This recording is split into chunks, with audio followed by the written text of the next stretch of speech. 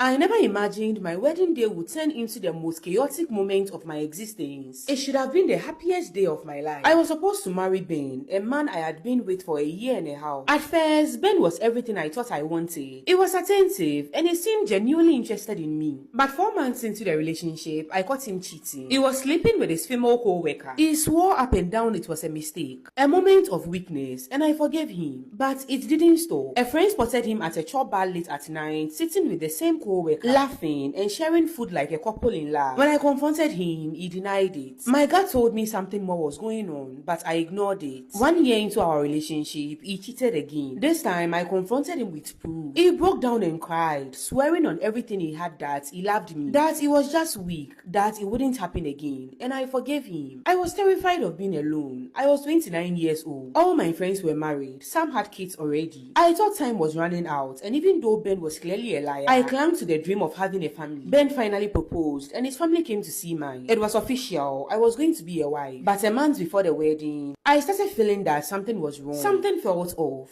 He was distant, and it felt like he was hiding something. I couldn't shake the feeling, so one night I went through his phone, and there it was, text between him and the same co-worker. They never stopped seeing each other. My chest tightened, and I wanted to scream. I should have left. I wanted to leave, but I had already sent out invitations. The venue was booked. People would talk. The shame felt unbearable, so when Ben begged for forgiveness one last time, I accepted it. The wedding day arrived. The chapel was full. I tried to convince myself that I was making the right choice. Everything was going smoothly. Then came the moment. The pastor said, if anyone objects to this union, speak now or forever hold your peace. Out of nowhere, a sharp voice cut through the silence. No, we both turned around, and when I saw who it was, my stomach dropped.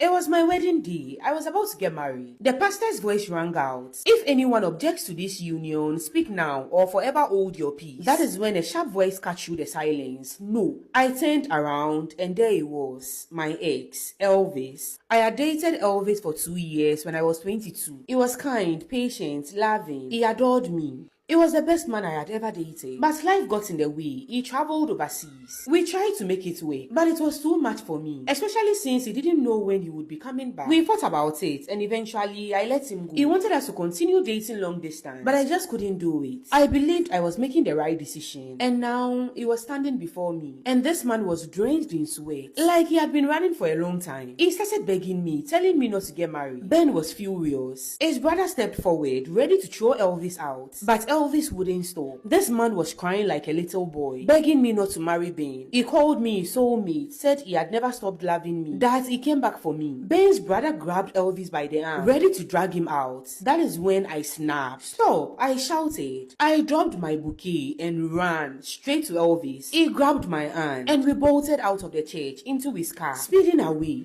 People called me a cheat, a liar, a traitor. Ben's family was furious. Some people even stopped talking to me. I had to leave town for a while. But within 5 months, I was married to Elvis. We moved to the USA together. And looking back now, I know I was never supposed to marry Ben. Elvis saved me from a life of misery, and I'll be forever grateful to him. Don't forget to follow me for more story times.